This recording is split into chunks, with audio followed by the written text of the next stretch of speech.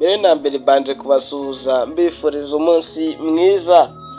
Amazina yanjye nitwa Obedi uwagira ubuntu, nkaba nshaka kuzabagezaho inkuru yanjye y'ubuzima itangira kuva nkivuka kugera ubu ngubu muri 2024.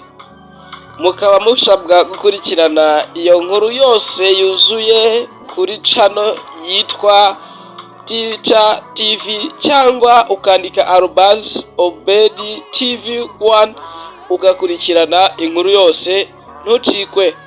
Aho uyu musore yabayeho nabi, akiga nabi, akarangiza kwiga yiga nabi, ukazasanga yaratsinze yararangije kugeza ahari izi ncuro. Ubu tuvugana atuye mu mujyi wa Kigali Kicukiro. Ubwo murasabwa gukurikirana inkuru yose ukora subscribe kuri Obedi TV1 ukareba ibiriho byose, ukaryoherwa, ukihera amatwi, ugasharinga n'abandi, warangiza ugakurikiza iko bimeze, ugasubscribinga, like na share byose hamwe.